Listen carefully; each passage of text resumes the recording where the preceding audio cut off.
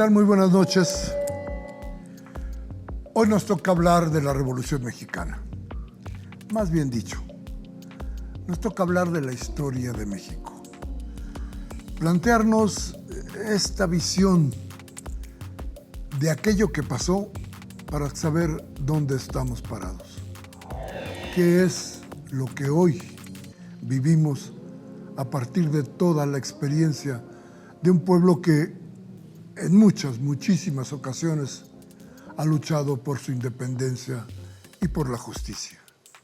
Hoy, en el día del juicio, tendremos un historiador listo para contarnos qué ha pasado, cómo ha sucedido nuestra historia. Lo invito a quedarse con nosotros hoy en el día del juicio.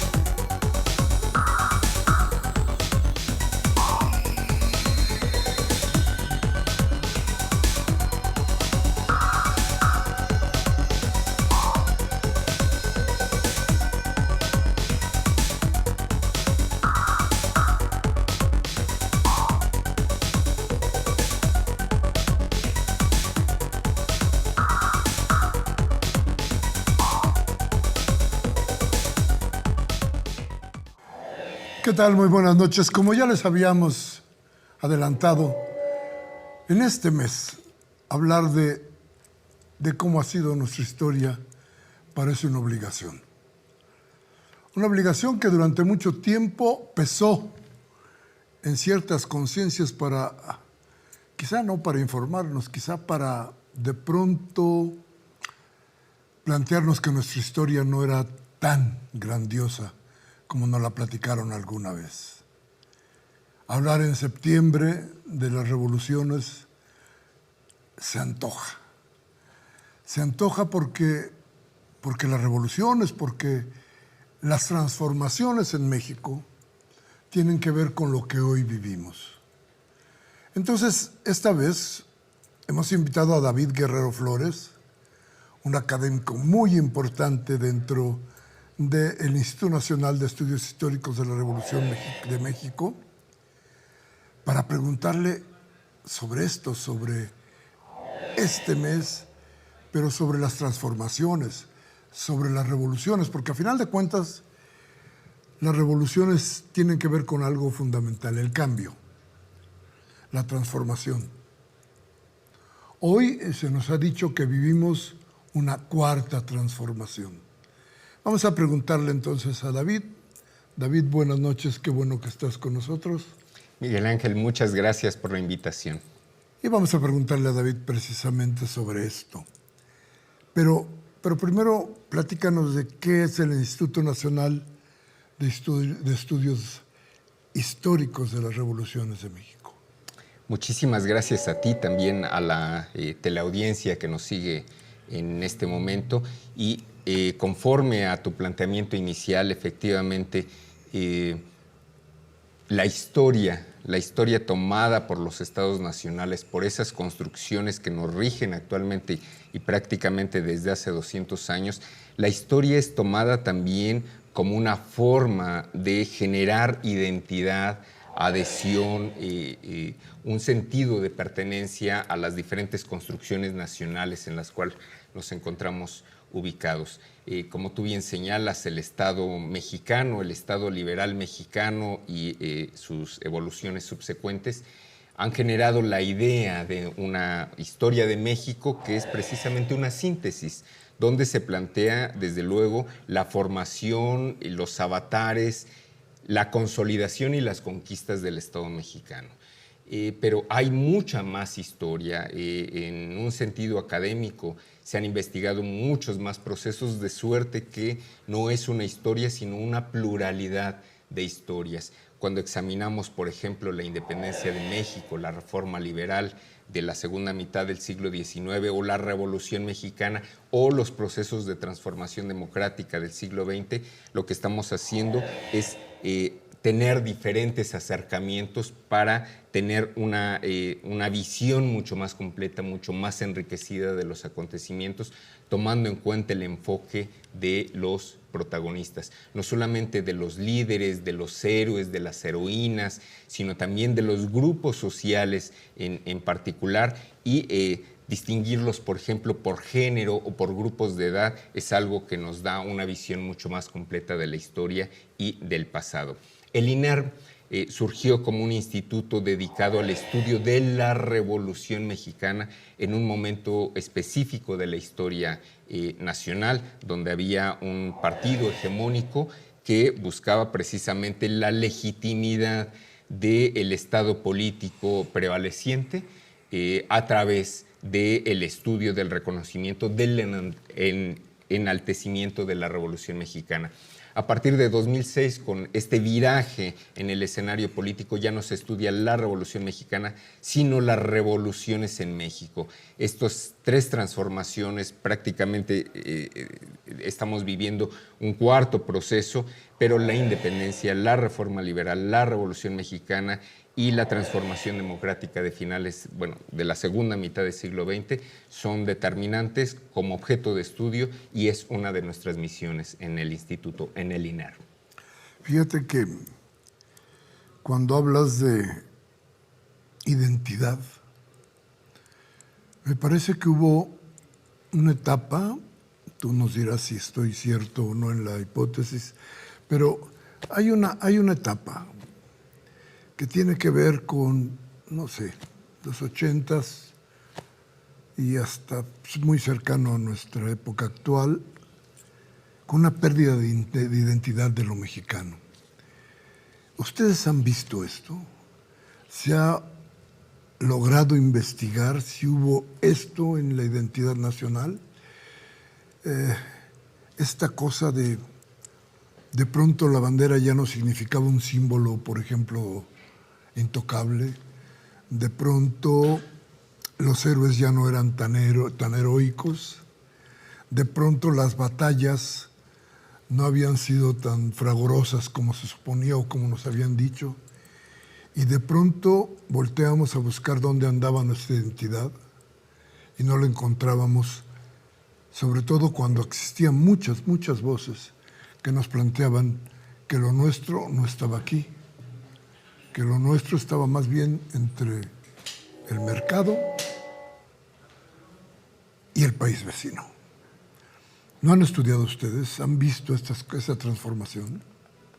Bueno, mira, por supuesto, todas las ideas dominantes, digamos, tienen un ciclo de gestación, de afianzamiento y finalmente un declive. La identidad, si la entiendo bien, como la estás señalando, porque por identidad podemos entender muchísimas cosas, de hecho es lo que nos da sentido y razón de ser en la vida, la identidad en diferentes sectores, pero la identidad fundada en la historia nacional, en el nacionalismo, como tú bien señalas, pues efectivamente ha tenido momentos de desgaste, no solamente porque la síntesis a que se conduce pues ya no es suficiente para explicar la realidad del pasado y del presente. Cuando hablamos de, por ejemplo, la independencia de México, la lucha por la libertad, y uno se interroga qué significaba la libertad para los diferentes grupos sociales de los años 1810, esto nos conduce a diferentes preguntas y diferentes respuestas.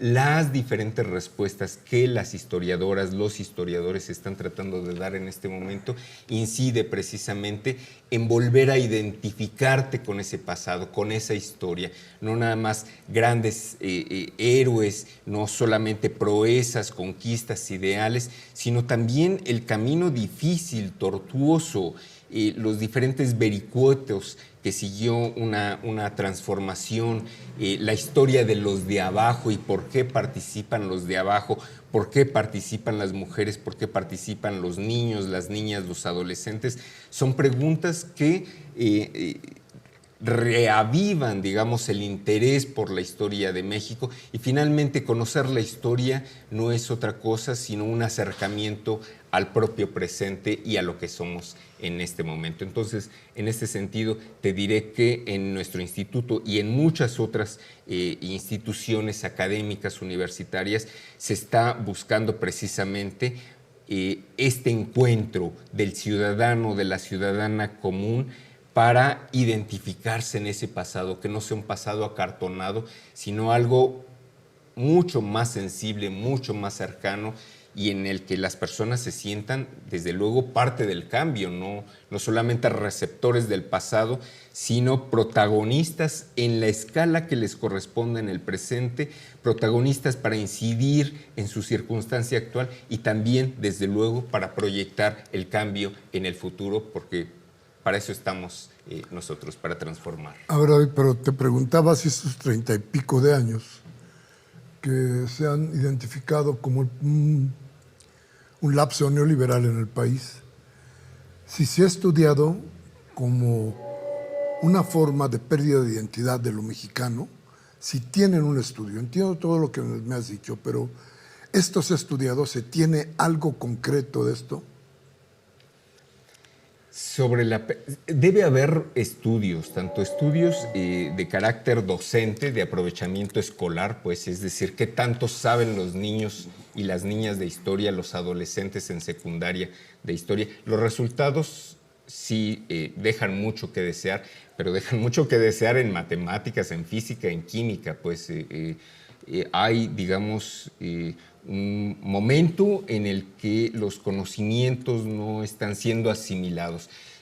Sabemos que estamos también en un horizonte tecnológico en el que hay muchas cosas que llaman la atención de los jóvenes, pues las redes sociales, los programas, las películas, que son, digamos, espacios en los que la gente encuentra pues atención, identidad, conocimiento, algo con lo cual pasar el momento, y esto que tú has señalado pues como una pérdida de aprecio por la historia, de aprecio por los símbolos nacionales, del debido respeto a esos símbolos nacionales que tú has bien señalado, pues hemos visto en diferentes momentos episodios donde no se guarda el honor debido pues, a los símbolos nacionales, y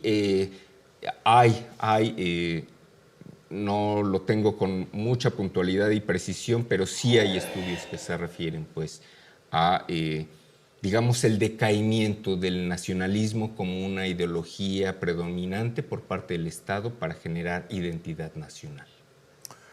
Pero no existe una parte fundamental dentro de este instituto que esté dedicada a este fenómeno especialmente. Más bien lo que tratamos de hacer es generar diferentes productos que sean de interés, atractivos para el público, precisamente para llamar la atención. Más allá de introducirnos en las causas diversas que generan el desinterés o la falta de pertenencia basada en la historia, lo que nosotros queremos es generar otros horizontes, explotar y avivar el interés por temas diferentes en los que la gente se sienta identificada.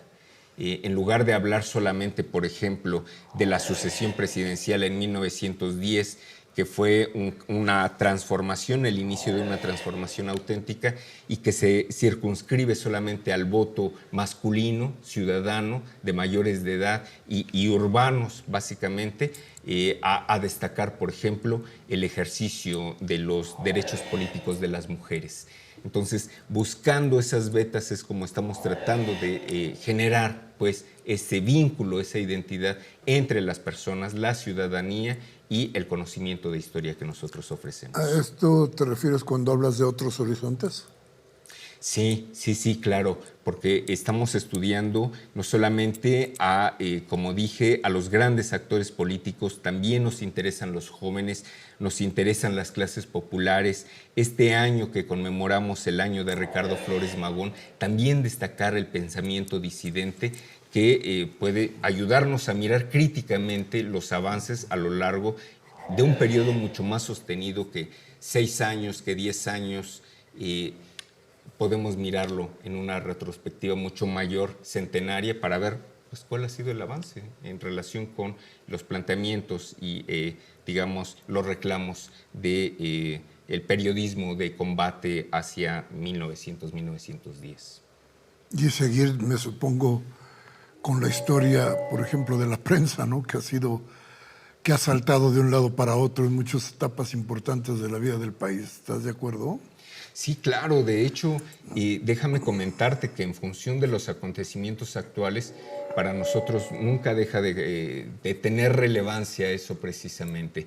Y gran parte de los temas que desarrollamos en las diferentes actividades que planificamos a lo largo de cada ciclo, de cada año, de cada ejercicio, entre esos, por supuesto, estamos recuperando el ejercicio o la restricción de libertades, como la libertad de expresión, la libertad de prensa, que bueno, ha tenido unos hitos impresionantes y que vale la pena destacar. Justamente hace poco tuvimos un curso denominado La Revolución Mexicana en el Arte, y una de sus transmisiones, a cargo de Rafael Barajas, se refirió al uso de la caricatura como arma política. Entonces, estamos tratando de mirar nuestra realidad actual con una perspectiva histórica. Hablar entonces de la Revolución Mexicana, le decía a usted, parecería obligado, pero más bien se antoja. Así como a usted se le antojan algunas cosas de la cocina nacional, así el bocado de saber de lo nuestro parece algo muy, muy importante para nutrir nuestro presente, desde luego. Y yo recordaba, David Guerrero, que está hoy con nosotros, yo recordaba a Adolfo Gili y la Revolución Interrumpida, que, no sé, debió haber salido en primera edición por ahí de los 80s, y su planteamiento. Pero fundamentalmente los resultados de esa revolución interrumpida. Y la pregunta es, ¿sí se interrumpió la revolución? ¿Sí dejamos de ser lo que se suponía tenía que haber sido después de la revolución? Sí, Miguel Ángel, es muy interesante tu planteamiento. Desde luego, la evocación de esta obra de Adolfo Gili, que se instala en un momento específico de la reflexión sobre la historia de México, una revolución interrumpida, es decir, algo que no concluye. Y las palabras del libro: esta es la historia de un pueblo que hizo una revolución para no cambiar, es decir, para permanecer o para mirar hacia el pasado, hacia aquellas idílicas antiguas formas de convivencia, de explotación de la tierra. Ha habido a lo largo del tiempo perspectivas que plantean, digamos, con cierta decepción los resultados de, digamos, nuestras grandes transformaciones nacionales, sea la independencia, sea la reforma, sea la revolución mexicana. Por ejemplo, es un lugar común señalar que la paradoja del proceso de independencia, donde la inician unos y la terminan los que combatieron a la primera insurgencia, pues. Comienza como un movimiento liberal en busca de derechos y libertades políticas, y termina como un movimiento conservador, reaccionario, por parte del ejército virreinal y por parte de la Iglesia Católica. Son las paradojas. El que inicia es prácticamente extinto en el proceso del movimiento, y quienes la combaten terminan por consumarla. El caso de la reforma liberal de la época de Benito Juárez, donde se hablaba de, digamos, implementar el sistema de derechos civiles para todos los ciudadanos, entiendas en este momento, los ciudadanos varones, y paradójicamente se dice que las leyes de reforma y la secularización de los bienes comunales afectaron a las comunidades indígenas. Y bueno, surge el planteamiento de por qué, si Benito Juárez tenía un origen en principio indígena, pues termina desde cierta perspectiva de traicionar a los indígenas, lo cual pues no era cierto. Lo que quería Juárez era generar una comunidad de propietarios entendidos como individuos, como ciudadanos, y no como parte de las corporaciones del antiguo régimen, como eran los pueblos en este caso. Y de la Revolución Mexicana, como tú bien señalas, bueno, pues ¿dónde queda el proceso, no? ¿Dónde queda el proceso democrático a la vuelta de 30 años? O bien, ¿dónde quedan las luchas por la tierra, por la equitativa distribución de los usos de aguas, de montes, de pastizales, siendo que pues se queda a mitad del proceso? El acercamiento pertinente, conveniente a cada uno de estos procesos nos hace ver precisamente que las revoluciones o las transformaciones o la historia en su conjunto no involucra un proceso lineal. Ni todos están en el mismo concierto, ni buscando las mismas expectativas, ni las mismas finalidades. Entonces, el acercamiento ya menudo, mucho más razonado, mucho menos en la tónica de una línea nacionalista que nos lleva a mirar en retrospectiva el progreso de una entidad nacional y de un Estado, se fractura para ver las diferentes intervenciones y participaciones. Podríamos decir revolución interrumpida hacia 1910, podríamos decir que sí, que no, porque de cualquier manera hubo reparto de tierra y reconocimiento constitucional de la propiedad ejidal. Que eso a la vuelta del tiempo se haya transformado, bueno, forma parte de los procesos de evolución y de desarrollo de las sociedades. No quiero decir que sea positivo ni negativo, sino que sencillamente se desarrollan y pues dan lugar precisamente a la historia que nosotros conocemos, con sus contradicciones, con sus alcances, porque hay alcances en la historia, pero también con unas restricciones y unas limitaciones que pueden ser explicables a través del tiempo. A ver, entonces resulta que las gestas, estas gestas transformadoras que ha habido en el país, ¿no han alcanzado el momento de justicia para la gente? ¿Eso podrías concluir después de todo esto que han estudiado, que han visto ustedes?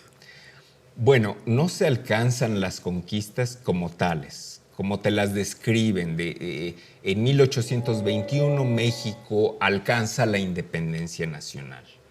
O bien, después de la gran década nacional entre 1857 y 1867, los habitantes en México alcanzan los derechos ciudadanos, o bien hay una mejor justicia social a partir de 1917 tras la promulgación de la Constitución que nos rige actualmente. No, hay ciertas conquistas, hay ciertos avances. Por ejemplo, que en 1821 México dejara de depender de un poder externo es un gran avance. Que dejara de ser una colonia para ser un Estado independiente, que se rigiera por sus propias leyes, eso es un gran avance. Es digamos, un logro, pero que correlativamente con esa independencia las personas de los diferentes sectores sociales hayan conseguido igualdad jurídica, por ejemplo, o mayor justicia social en cuanto a la distribución de la tierra, no se consiguió. Muchas veces porque no se buscaba necesariamente eso, no estaban las miras de la clase política que impulsaba esas transformaciones en aquel entonces. Entonces, te diré que sí hay cambios, sí hay conquistas, sí hay transformaciones, pero no son como uno quisiera imaginarlas, tan inmediatas, tan generalizadas para todo el mundo. Y todo proceso tiene sus contradicciones y sus retrocesos, por supuesto. A ver, muchos historiadores, no muchos, algunos historiadores, en el país se han dado a la tarea, con insistencia, de plantearnos una parte de la historia de México que es nada más, no pasó nada. Decía yo, los héroes no son tan heroicos, ni las gestas fueron tan grandiosas. Este es un pedazo de esta historia nuestra en el que la gente empieza a pensar otras cosas. Y no hay, por ejemplo, la difusión suficiente de esta otra parte de la historia. De acuerdo, no logramos llegar al cielo, pero aquí en la tierra vivimos bien. Esta parte de la historia ya no se conoce y no se difunde. Y entonces nos queda en la idea que todo esto fue un fracaso. ¿No te parece que así ha venido sucediendo el relato de lo histórico en el país? Depende la perspectiva, es decir... y la difusión, ¿no? Porque el asunto es que la otra parte de la historia se ha difundido mucho. Esta, donde tú dices, sí, hay logros, esta queda ahí por ahí, rezagada en algún punto del relato, ¿no es así? Depende, Miguel Ángel, de la perspectiva que se asuma y también de los propósitos con los cuales se acerca el escritor o el investigador o el académico al pasado. Hay libros y forman parte de un mercado y es inobjetable ese mercado, porque si alguien escribe y cientos de personas te leen, pues quiere decir que hay un mercado, ¿no? Donde te escriben las 365 mentiras de la historia de México, pues hay títulos que así llaman la atención. Pero por lo menos desde mi perspectiva, son aproximaciones a la historia nacionalista, es decir, se acercan como a un gigante hecho de barro, que es muy fácil desmoronarlo precisamente porque está hecho a partir de apreciaciones que eran síntesis de la historia de México para mostrar un pasado heroico. Puedes atacar a ese gigante de barro y no te cuesta ningún problema destruirlo porque se construye a partir de abreviaciones del pasado. Pensar y mirar la historia de México como un fracaso es legítimo. Vamos, los autores en su propio momento, veamos la historia de México de Lucas Alamán, que fue uno de los grandes pensadores del sector conservador mexicano de la primera mitad del siglo XIX. Para él, la independencia de México era un desencanto. Y lo único que trajo Hidalgo fue desolación, anarquía, el levantamiento del pueblo sin que hubiera ningún efecto positivo para la sociedad. Nosotros lo miramos en retrospectiva y vemos que esa revolución y ese levantamiento popular tenía unas razones de ser.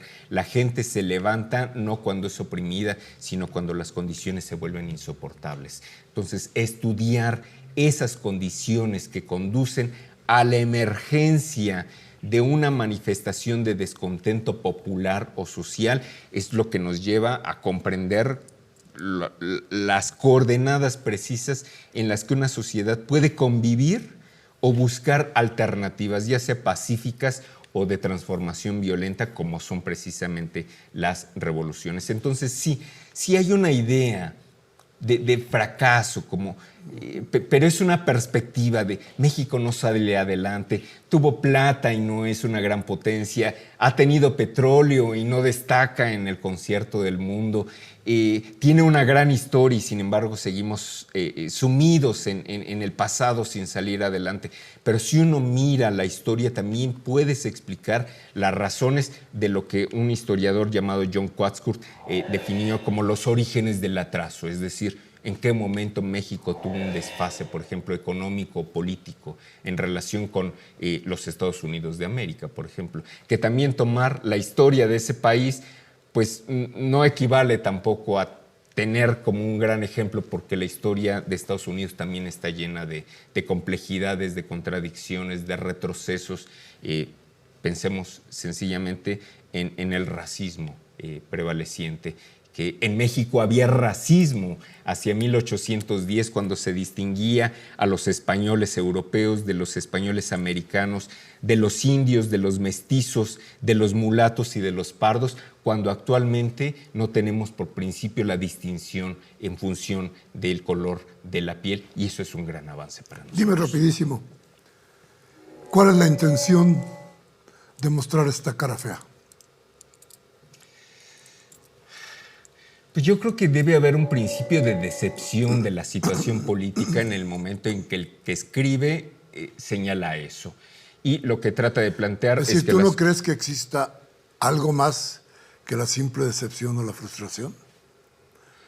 siempre hay un propósito, es decir, si planteas que algo está mal, seguidamente lo que señalas es que esto debe cambiar, pues. Cuando planteas un mal escenario, lo que estás planteando no es el mal escenario en sí, sino la posibilidad de transformarlo. Entonces, yo creo que hay visiones visiones derrotistas de la historia, ya sea por parte de los contemporáneos, ya sea por parte de nuestros contemporáneos, la gente de este momento, que mira la historia así, como también se puede mirar como una historia prometedora, es decir, lo que estamos consiguiendo y lo que vamos a conseguir en el lapso de 100 o 200 años, porque la historia es mucho más sostenida que 6 años, que 3 años.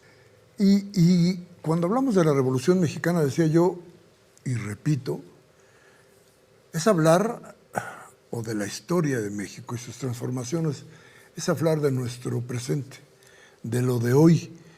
Y le preguntaba a nuestro invitado David Guerrero Flores, historiador, hombre metido en el Instituto Nacional de Estudios Históricos de las Revoluciones, si en periodos anteriores a este gobierno, a final de cuentas, con el poder en las manos, se ha tratado de construir a un mexicano frustrado, a un mexicano fracasado, a un mexicano que no puede recurrir a su historia porque su historia está llena de fracasos o su historia no cumplió con los requisitos que se plantearon en las luchas de todo tipo. ¿Sería así?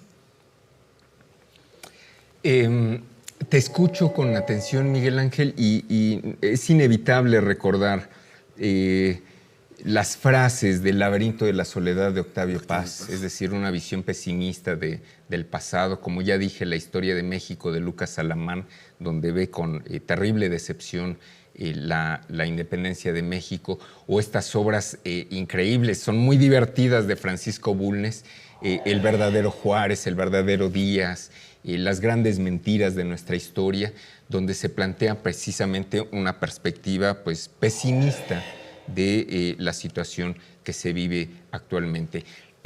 Yo diría que más bien la tendencia consiste en buscar vínculos de identidad con la historia, superar esa idea, porque no sé qué tanto, dudo que haya estudios al respecto, pero todavía hasta hace muy poco tiempo prevalecía esta imagen del mexicano que le importa muy poco llevar a cabo grandes empresas, la imagen de la persona rural con su gran sombrero recargada sobre un nopal o sobre un maguey, haciendo exactamente nada. Esta idea del pesimismo, de pues así nos sucede a los mexicanos, no salimos adelante porque el fracaso está a la vuelta de la esquina. Creo que esa perspectiva, por lo menos desde nuestro instituto, con nuestra contribución, estamos tratando de transformarla para hacer ver que el pasado era muy diferente de lo que es ahora el presente,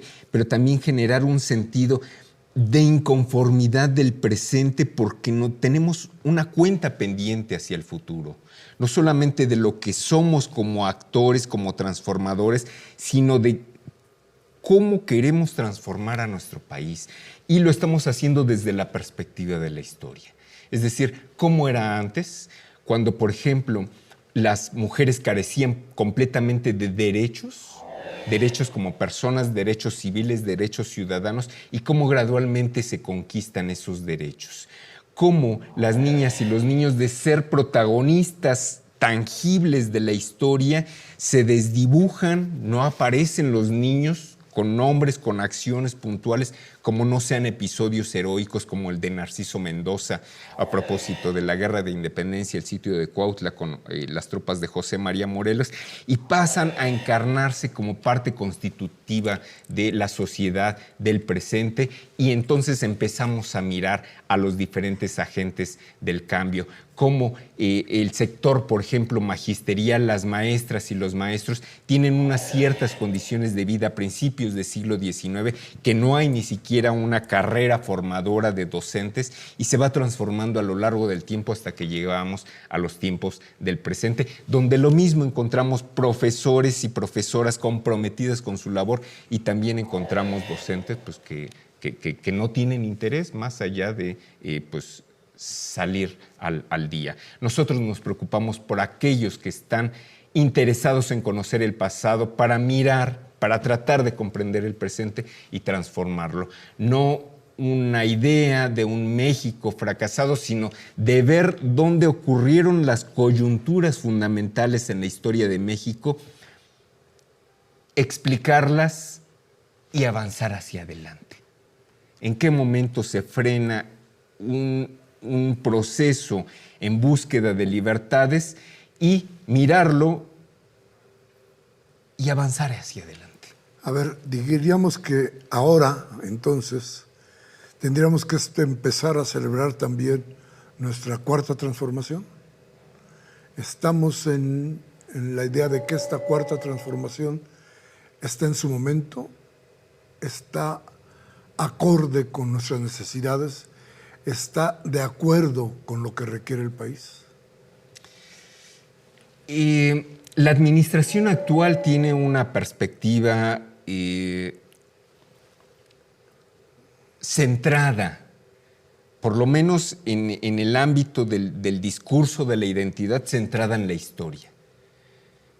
La administración actual hace referencia al pasado y de hecho establece ciertos símiles, particularmente con la época de la Reforma, con la época de Benito Juárez, con ese republicanismo que sobrevivió y combatió no solamente a los poderes conservadores de la sociedad mexicana, sino también a un poder invasor, el de Maximiliano de Habsburgo. Está tratando de mirar y de recolocarse su actuación política desde una perspectiva eminentemente histórica. Pero no solamente eso, Miguel Ángel, en otros sentidos se está tratando también de recuperar y de ver que somos agentes de transformación. Pero lo que llama más la atención, porque somos historiadores, nosotros no miramos la coyuntura ni el semestre pasado ni el año pasado, nosotros miramos la cosa en perspectiva. Llevamos aproximadamente medio siglo de transformación, de cuarta transformación, y me refiero a estos avances, a estos combates, a estos retrocesos, a estas masacres, a estas luchas, a la clandestinidad, a la labor ininterrumpida de la prensa libre que trata de buscar los caminos para defender, refrendar y mantener siempre fija la idea por la conquista de libertades. Y nosotros lo estamos haciendo a través de la historia. Es decir, cómo las mujeres han conquistado sus derechos civiles, cómo las niñas, los niños y los adolescentes están haciendo lo mismo, cómo los campesinos se han encontrado en coyunturas que los colocan precisamente en una situación donde a partir de los años 90 el ejido se privatizó, se desproveyó de derechos, pero también estamos mirando eso, estamos mirando aquellos episodios como el 68, como el 71, como las luchas estudiantiles muy diversas, magisteriales, también médicas, donde lucharon a través del tiempo y estamos reconociendo esas luchas y las estamos poniendo de relieve con no solamente el carácter edificante que tuvieron, sino también reconociendo los episodios cruentos de represión, de masacre, de desapariciones, porque también nos corresponde ahora destacar ese sentido de la historia, no solamente lo enaltecedor, sino también pues aquello de lo que cabe sentirse pues hasta cierto punto con rubor, como parte integrante de la sociedad. Esos momentos en que el autoritarismo hizo presa de los jóvenes, de las mujeres, de la ciudadanía en términos generales. Entonces, ¿cómo ubicas esta 4T? Como una oportunidad, porque están, por lo menos desde los niveles más altos, se está cobrando aprecio por la historia de México. El hecho de que en este momento haya una iniciativa para que diversas fechas cívicas del calendario, aquellas que te dicen si la bandera debe estar a toda asta o si debe estar a media asta, celebrando o en actitud pues de dolor por lo que sucedió en otro momento, por ejemplo, el fusilamiento de Miguel Hidalgo, que es un episodio doloroso, pero la iniciativa actual de poner fechas cívicas donde las protagonistas sean mujeres, eso nos pone en otra pista completamente diferente, en el del aprecio de la historia a partir de la mirada crítica del presente, del pasado y su proyección hacia el futuro. Es una empresa que nosotros estamos llevando a cabo. Que 127 millones de mexicanos estén atendiendo esa iniciativa o estén en otro horizonte, bueno, pues nos habla de una sociedad muy compleja. Estamos tratando de incidir en un cambio donde la sociedad pues tiene diferentes y muy diversas entradas en la actualidad y donde no solamente son nacionales, sino también y sobre todo internacionales, globales. Una influencia mundial, ubicar la identidad mexicana en este enorme proceso de transformación que te implica otras identidades. No nada más la identidad nacional, sino la identidad de género o la identidad a partir de el uso o el consumo de ciertos productos que ya no te vuelve mexicano, sino te vuelve parte de una comunidad que supera las esferas a las que estamos habituados y que las nuevas generaciones las están ensayando. Parecería inútil mi pregunta, pero quisiera que la analizáramos. Entonces, ¿sí existe la cuarta transformación? ¿Es real? Es una pregunta difícil. ¿Existe la cuarta transformación en cuanto a proceso político y de relevo de partido en el poder? Existe una cuarta transformación en la medida en que hay, digamos, una tónica, un discurso que te permite mirar a la sociedad actual como un agente decisivo del cambio. Pero la cuarta transformación es precisamente un proceso que no cambia en 6 años.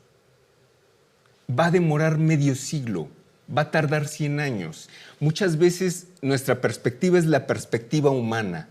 70 años nos parece una vida porque corresponde más o menos a una vida, pero las grandes transformaciones llevan 300 o 400 años, Miguel Ángel.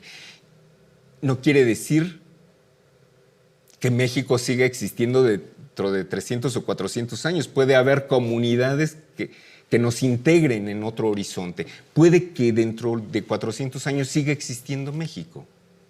Pero está hecha de andar esta transformación que vivimos. Así es, y lo que importan más allá de las grandes entidades son los conjuntos de las personas, porque finalmente pues lo que buscamos es el bienestar, y el bienestar se consigue a partir de círculos concéntricos que comienzan con el individuo, la familia, la comunidad, la entidad, la región, el país, el continente y el planeta. Ubicarnos precisamente en esa proyección, ya no solamente como habitantes de un país, sino como elementos de diferentes grupos sociales que deben integrarse. Y en un concierto que además ya no es solamente político o de interacción social, sino también eminentemente como consumidores. Pensar, por ejemplo, en términos de independencia o de autonomía como consumidor nos llevaría a una proyección mucho, mucho, mucho mayor y que tal vez no estamos visualizando y nos están identificando en términos de la gran corriente de la historia, de la gran producción en este momento, tal vez más como consumidores que como ciudadanos o como habitantes de un país. ¿El relato de este momento será mejor? Esperemos, siempre esperamos, por lo menos la perspectiva mía es que hacia el futuro hay mucha tarea por hacer y muchas nuevas experiencias por vivir. Bien, pues gracias a usted por haber estado aquí en el día del juicio, hoy que celebramos una vez más las gestas heroicas de nuestro país, que recordamos que hubo una lucha por hacer más justa la vida en México. Gracias, David. Muchas gracias, Miguel Ángel. Gracias a ustedes. Y como siempre, les digo que aquí estaremos en el día del juicio para darle a usted información que le sirva para su cotidianidad. Soy Miguel Ángel Velázquez y como siempre, recuerde, tengo algo que informarle.